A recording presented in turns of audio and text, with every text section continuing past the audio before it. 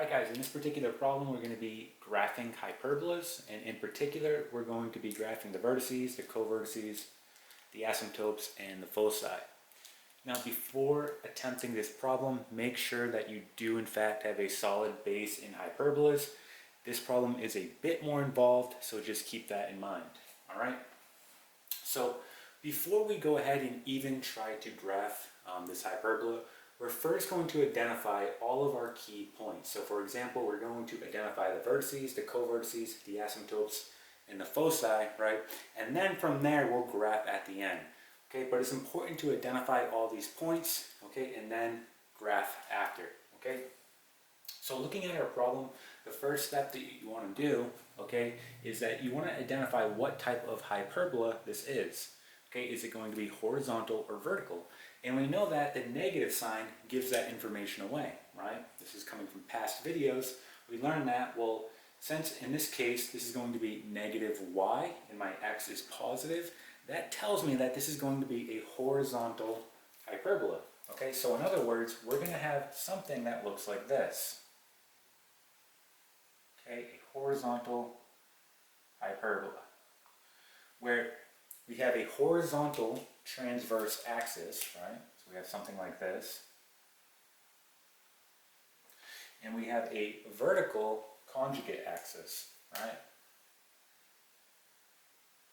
Now we know that our vertices occur on the transverse axis. So in this case, this horizontal transverse axis, that is where the vertices are going to be occurring. So I can put that as a point on here. So the vertices will occur here and here. Now the co-vertices, those occur on the conjugate axis. So in this example, since we're dealing with a horizontal hyperbola, the conjugate axis is going to be vertical. So the co-vertices will occur somewhere here and here, and we know that our center of this hyperbola will be here. Okay? Let's work with this information and then we'll go from there. So the first step that we want to do is we want to go ahead and find our vertices, right? Now, in order to do that, we have to know the basic equation for a horizontal hyperbola, and that's going to be the following. Okay, I'll write it right here. We're going to have x minus h squared all over a squared. Then we'll have minus y minus k squared all over b squared. This will be equal to 1. So you can see here that I have an a squared and b squared value. Well, that a squared value represents your vertices, and that b squared value represents your co-vertices. So for example, looking at a squared and then comparing it to the equation I'm given, I know that my a squared is going to be 16. Okay?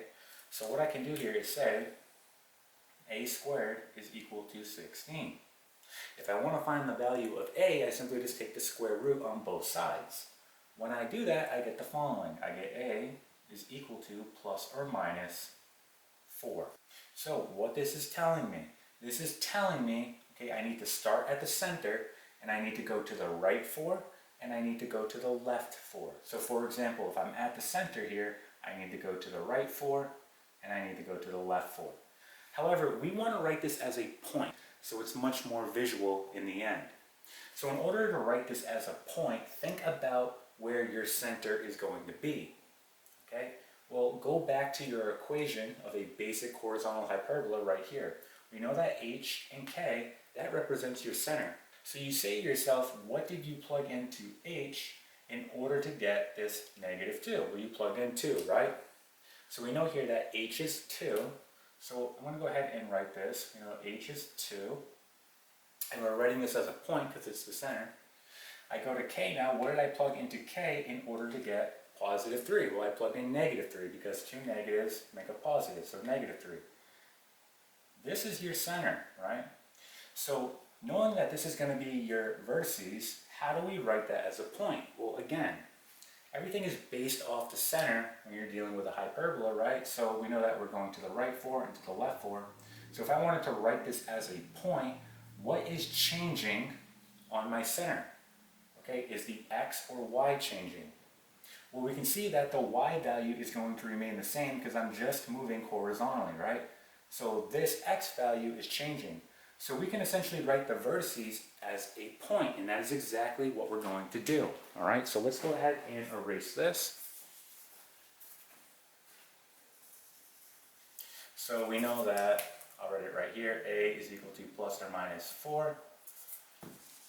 And let's go ahead and record the vertices. And actually we can record the center because we just found it here as well.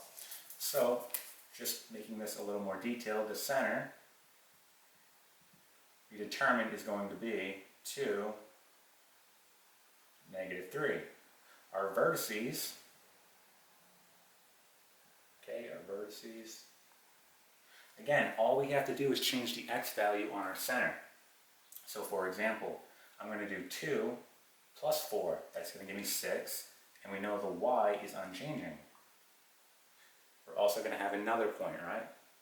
So we're going to do the same thing, so 2, except now we're going to do minus 4. So 2 minus 4, well that gives you -2, right? So -2. And again, the y is unchanging. Okay? So essentially what you just found there was a point of your vertices, which is going to occur here and here, and here is your center, right, at 2, -3. Alright, so we found the center, we found the vertices. Let's go ahead and find the co-vertices, which are going to be occurring on our vertical conjugate axis here. Okay? So it's just like finding the vertices, except now you're using your b squared value, right? Here's our a squared, here's our b squared. Again, go back to your basic equation of a horizontal hyperbola, alright, if you're struggling. So we know b squared is equal to 49. So let's find that. So if we do the following, we're going to say b squared equal to 49. And then we're simply going to take the square root on both sides. And we get b is equal to plus or minus 7. So again, what this is telling you is to start at the center, and you're going to go up 7, and then you're going to go down 7. Okay? Again, we want to write this as a point though, right? So we want to have it a little more organized. We want to write it as a point. So at the end, we can simply just graph these points. So we know b is equal to plus or minus 7. Okay? We're going to do the same thing, except now, look, our center here, instead of the x value changing, now it's just going to be the y value, right? Again, our x value is going to be unchanging because we're just going up and down. Okay, so you're going to do the same thing as you do with the vertices, except now you're going to use the y value. So let's go ahead and do this. So we're going to write co-vertices. Co-vertices. Okay. Again, we just determined that the x value is going to be unchanging, so we have 2. And the y value will be the value that changes. So we have -3 plus 7, that's going to give us 4. Right, so there's 1 point. We have to find the other co-vertice though. Again, the x is unchanging. And now we're going to do -3 and a -7, that gives us -10, right? And we're good. So we just found the center, the vertices, and the co-vertices. So let's move on. Now, I'm going to skip asymptotes, and I'm going to move on to foci, and we'll do asymptotes at the end, alright? So let's find the foci. Now, again, this is pretty straightforward. Recall there is an equation we can use to find this, and it's the following. It's going to be c squared equal to a squared plus b squared. Again, this is because there is a relationship between the foci, the vertices, and the co-vertices. Okay, again, a squared is talking about your vertices, b squared is talking about your co-vertices, c squared is talking about your foci. Alright, we have a squared and b squared, alright, so essentially we can find the foci. So we're going to get the following. We'll get c squared equal to my a squared, which is 16, plus my b squared, which is 49, and then I'll get c squared equal to, this will give you 65. Take the square root on both sides, and you'll find that c is equal to plus or minus the square root of 65. And I'm going to leave it like that as a square root. Okay? So, think about how you can write this as a point now.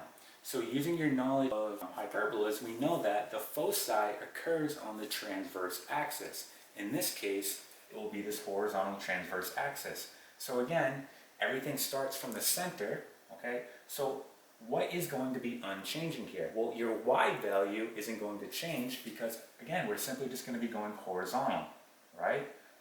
horizontal, and we know that the foci on a horizontal hyperbola occur somewhere here and here. Okay? So let's go ahead and find both those points. All right, so let's go ahead and erase this. We know that C is equal to plus or minus 65, so let's go ahead and write that here. C is equal to plus or minus the square root of 65. Okay, and now we want to go ahead and write it as a point. All right, so we'll get 2 points here, so we're going to write foci. So again, we just determined that our y value is going to be unchanging. It's just our x value that changes. So essentially, here's my center. We're just going to do 2 plus the square root of 65. So 2 plus the square root of 65, right? And then just our y value, which is negative 3. That's 1 point, okay? Now we're going to find the other one. So this is for the other foci. We're going to do 2 minus the square root of 65, okay? And then again, our y value is unchanging, negative 3. So we are almost done and ready to graph. We now just need to find the asymptotes, right? So in order to find the asymptotes, again, there's an equation you can use when dealing with a horizontal hyperbola. And that is going to be the following. You're going to have y equals plus or minus b all over a x. Okay, this will be the equation for the asymptotes. So just plugging this information in, we know that, well, this is b squared, right? So b must be 7, right? This is a squared, so a is 4. Plugging this in, we're going to get the following. We get y equals plus or minus 7 over 4x.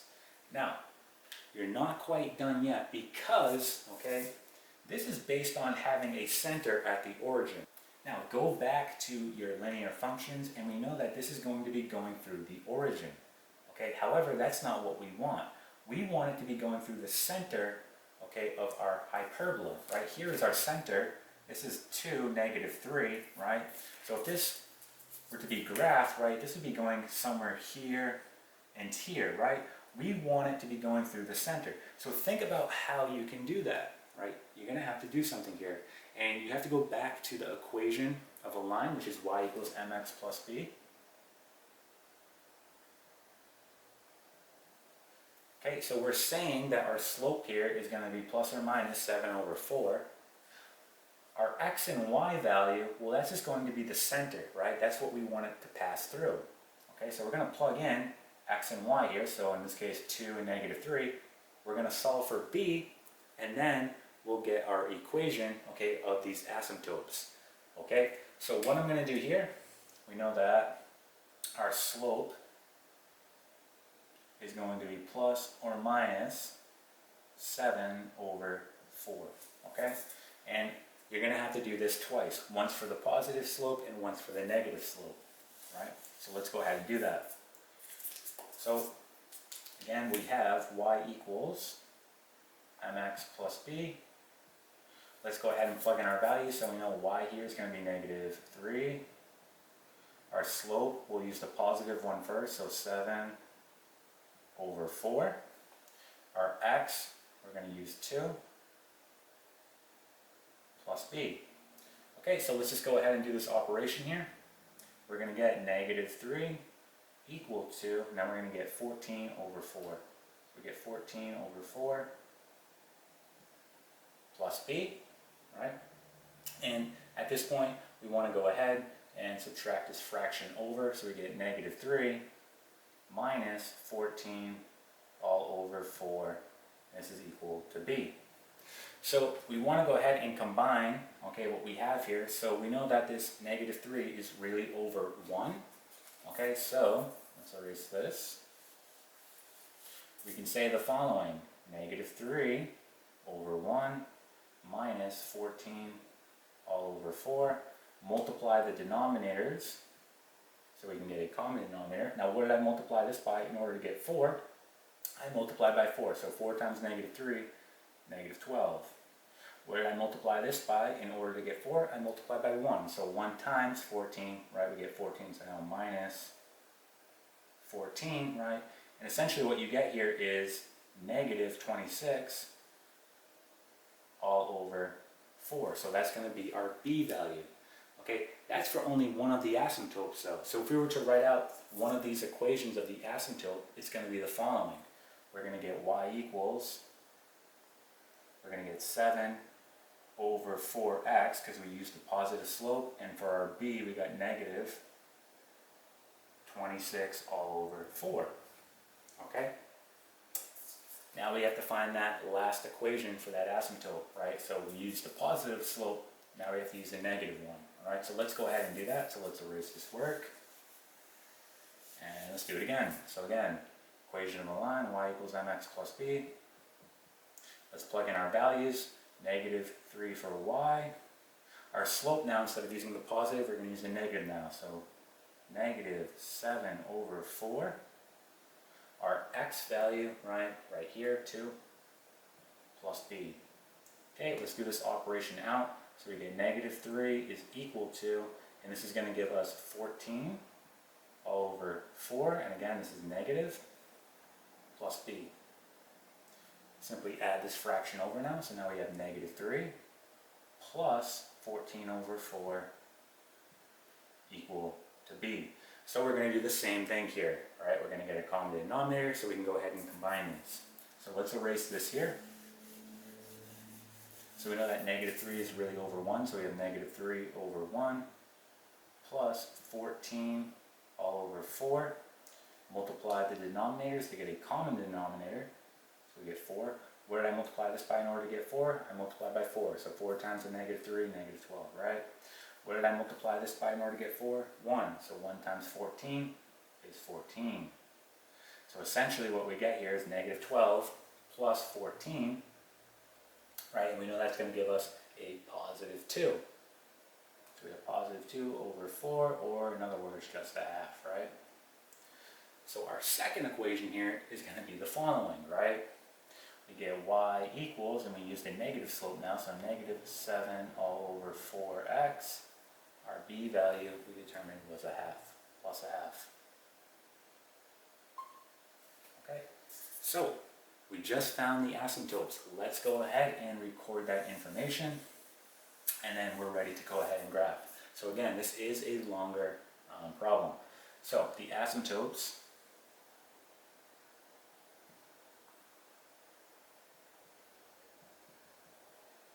okay, and we're going to have 2 of them here, so let's record both of them. We have y equals 7 over 4x minus 26 all over 4, right? And we know the other one is going to be y equals, and we're going to have negative 7 over 4. And this is x plus a half. Okay? So essentially what those asymptotes will look like, right? They'll be passing through the center of our hyperbola like this, right? And it would look something like this. Okay, and just remember the asymptotes are lines that the curve approaches and does not actually touch. So again, it shouldn't be touching here. It should have something like this.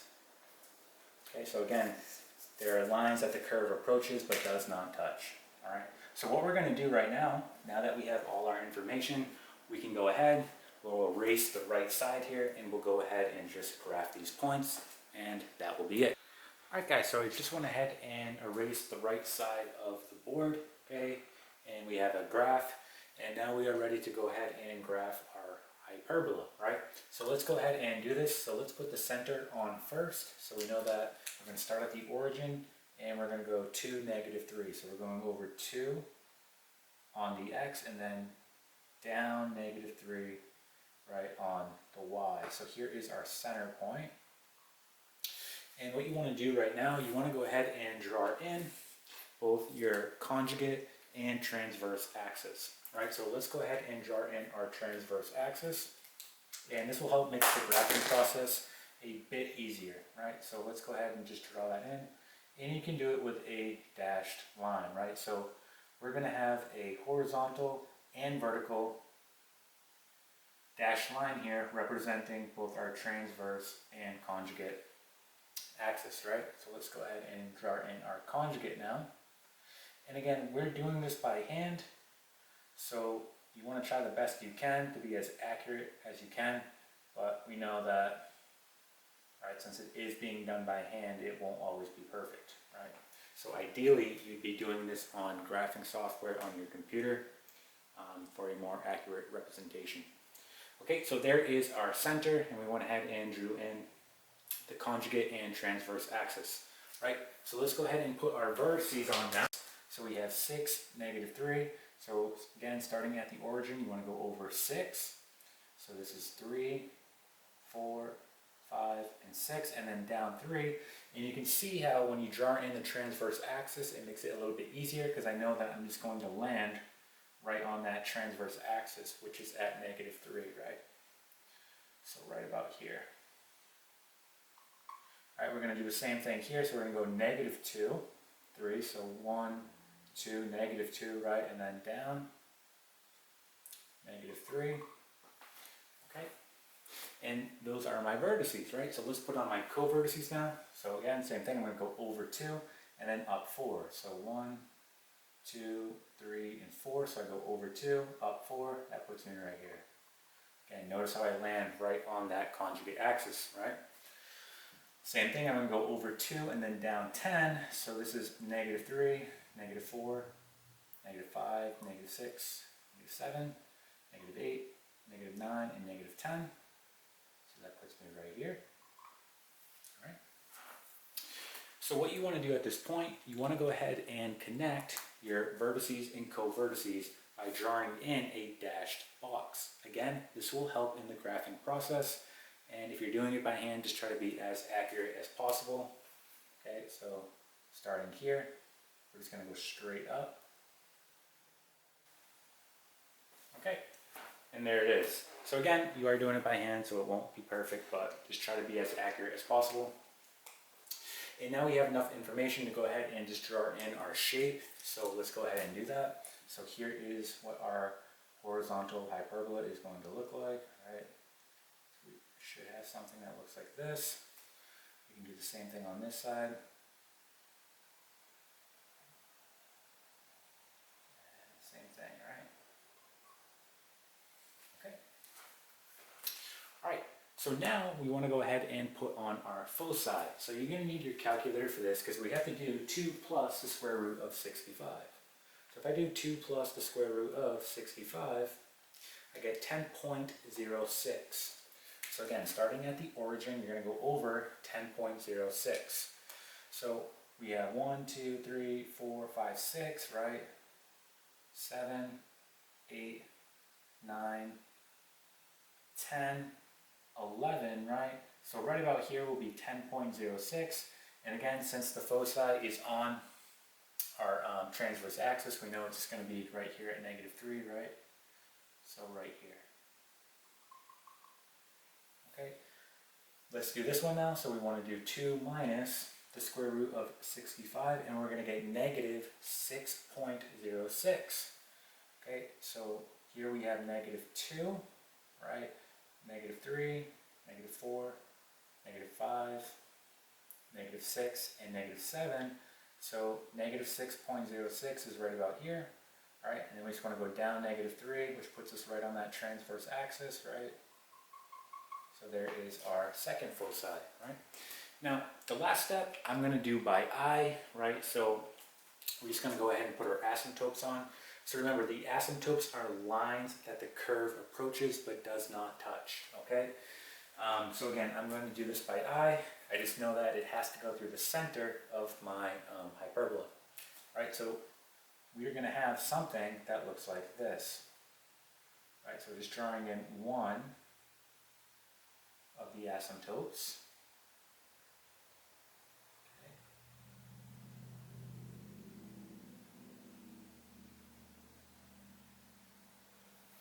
And then we can go ahead and draw in that second one right here.